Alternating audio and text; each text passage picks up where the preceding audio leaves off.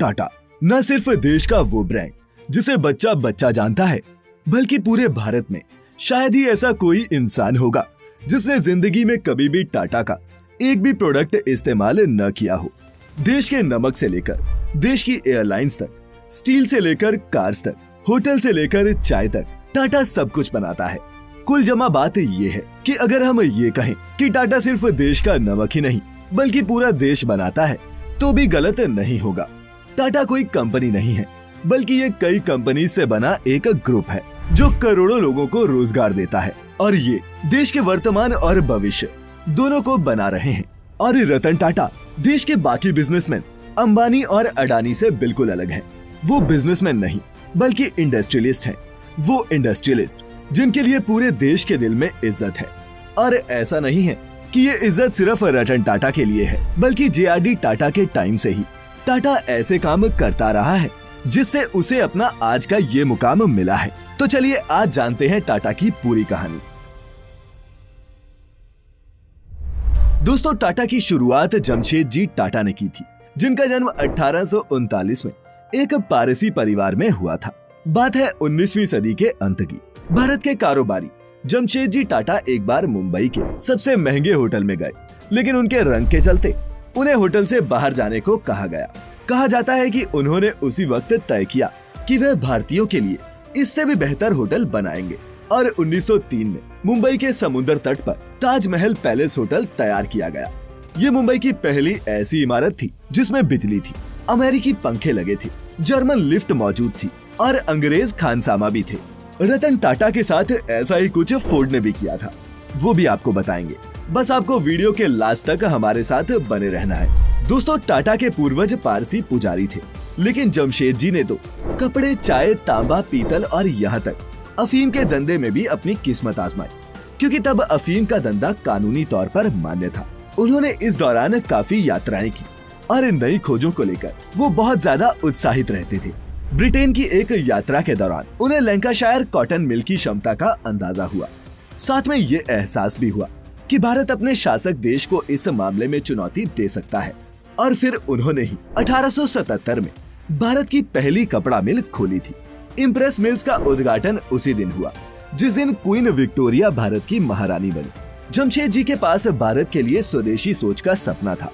दोस्तों, यही स्वदेशी यानी कि अपने देश में निर्मित चीजों के प्रति आग्रह भारत के स्वतंत्रता आंदोलन का अहम विचार था। जी हाँ, जिस स्वदेशी सोच को आज हम बढ़ावा दे रहे हैं उसकी नींव टाटा ने ही रखी थी। उन्होंने एक बार कहा था, कोई भी देश और समाज अपने कमजोर और असहाय लोगों की मदद से उतना आगे नहीं बढ़ता जितना वो अपने बेहतरीन और सबसे प्रतिभाशाली लोगों को आगे बढ़ाने से बढ़ता है। उनका सबसे बड़ा सपना स्टील प्लांट बनाने का था, लेकिन इसके पूरा होने से पहले ही उनका निधन हो गया, जिसके बाद उनके बेटे दोराबजी टाटा ने इस चुनौती को संभाला और 1907 में टाटा स्टील ने उत्पादन शुरू कर दिया। भारत स्टील प्लांट बनाने वाला एशिया का पहला देश बना था। जमशेदपुर शहर। दोस्तों, जमशेदजी ने एक औद्योगिक शहर बनाने के लिए भी निर्देश दिए थे। उन्होंने दोराब को लिखे एक लेटर में कहा था कि इस शहर की सड़कें लंबी होनी चाहिए और उसके दोनों तरफ छायादार पेड़ लगाए जाएं। लॉन और बगीचों के लिए पर्याप्त जगह होनी चाहिए। फुटबॉल, हॉकी के मैदान के अलावा पार्क के लिए भी जगह होनी चाहिए। और दोस्तों, उनके इन्हीं निर्देशों का नतीजा बना जमशेदपुर शहर। प्रॉफिट से ऊपर रखे एम्प्लॉय। दोस्तों, दुनिया भर के दूसरे देशों में भी जब अपने कर्मचारियों के लिए भले ही योजनाएं न के बराबर होती थी, तब भी टाटा ने श्रमिकों के लिए कल्याणकारी योजनाएं शुरू की। 1877 में पेंशन की व्यवस्था, 1912 में प्रतिदिन 8 घंटे की शिफ्ट और 1921 से मातृत्व सुविधाएं मुहैया करवानी शुरू की। जमशेदजी का यकीन ये था कि कारोबार तभी आगे बढ़ेगा जब उसमें समाज के बड़े तबके की हिस्सेदारी होगी, खुद नहीं देश पहले। उन्होंने बेंगलोर में इंडियन इंस्टीट्यूट ऑफ साइंस की स्थापना की ताकि देश के विकास में योगदान देने के लिए इंजीनियर्स और वैज्ञानिक तैयार हो सके। जमशेदजी और उनके बेटों ने अपने पैसों को भी चैरिटेबल ट्रस्ट के हाथों में सौंप दिया, जिसकी Tata holding company Tata sons में 66% की हिस्सेदारी है। परिवार के पास अभी भी 3% के ही शेयर हैं और बाकी अलग अलग कंपनियों और शेयर धारकों के पास मौजूद है। कई एक्सपर्ट्स का ये भी मानना है कि इससे ट्रस्ट की विश्वसनीयता बढ़ती है। हर कोई ये जानता है कि कंपनी के ज्यादातर शेयर्स ट्रस्ट के पास मौजूद हैं, और न कि अपना फायदा चाहने वाले व्यक्तियों के पास।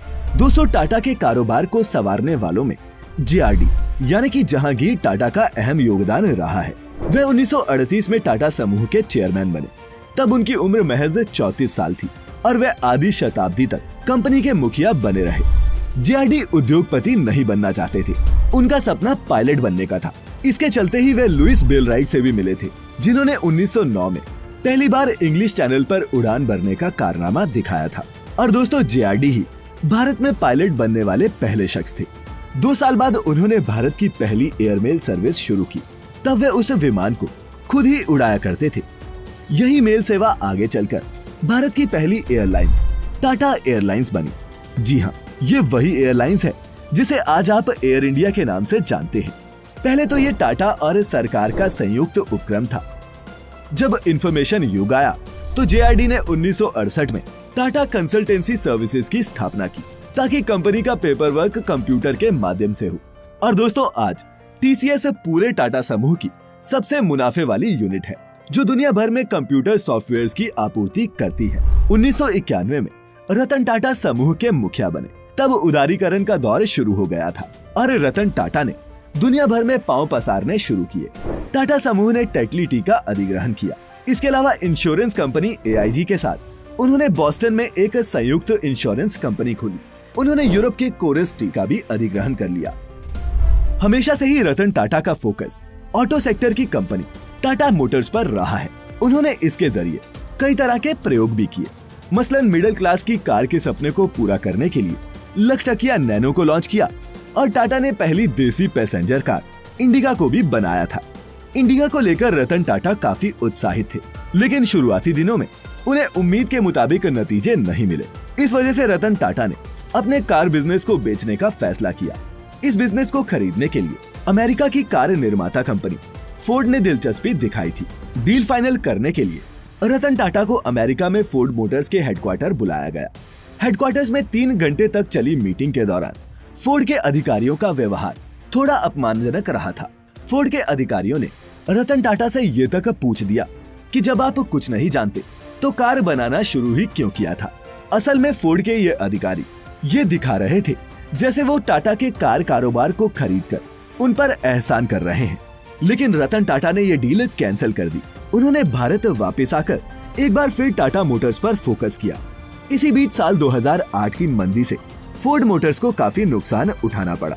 फोर्ड की हालत इतनी खराब हो गई कि उसने अपने जैगुआर और लैंड रोवर ब्रांड्स को बेचने का फैसला किया, जिसे खरीदने के लिए रतन टाटा सबसे आगे आए और उन्होंने इस पर कब्जा जमाया।